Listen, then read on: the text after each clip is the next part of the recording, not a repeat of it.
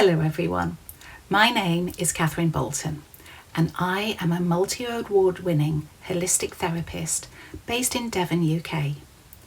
Today I'd like to introduce a book that I'm writing called How to Unpeople, a self-help guide to reclaiming your space, energy and joy. The idea for this book didn't come about from a marketing meeting or a publishing trend. It came from years of working with clients at my own holistic wellbeing centre and noticing a pattern that appeared again and again. Many of the people sitting in front of me were kind, caring, generous individuals. They were the people everyone relied on. The people who always said yes. The people who always put everyone else's needs before their own. But beneath the surface, many were exhausted. Their physical health, emotional well-being, and sense of self was slowly being usurped by the constant demands of family, friends, work colleagues, and everyday life. They were so busy looking after everyone else that they'd forgotten how to look after themselves. And that's where the concept of unpeopling was born.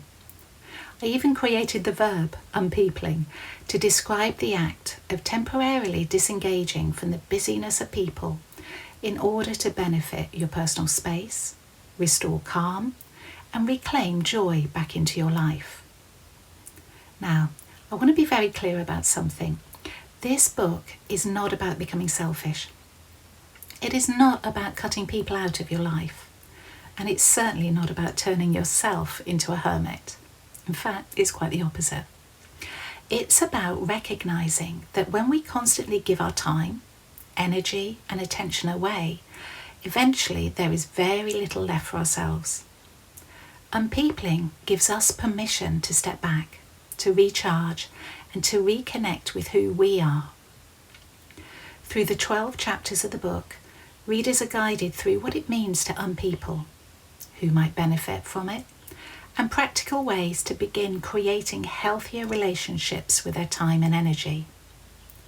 The book explores boundaries, guilt, self-worth, and the challenges that arrive when we start putting our own well-being on the priority list. There's even a quiz to help readers identify their own unpeopling needs, as well as practical exercises to support positive change and step-by-step guidance on how to create space without feeling guilty.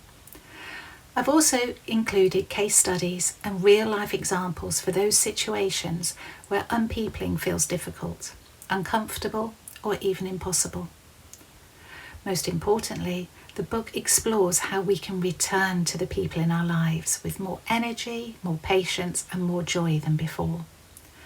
Because the goal isn't to escape people forever.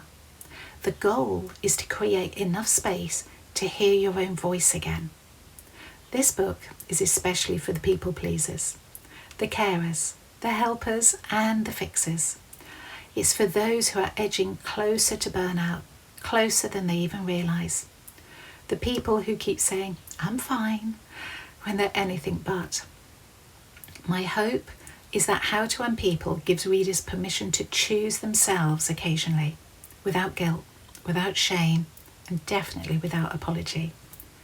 Because when we reclaim our space and protect our energy and reconnect with our joy, we don't just improve our own lives, but we become better able to show up for the people we care about as well. Thank you.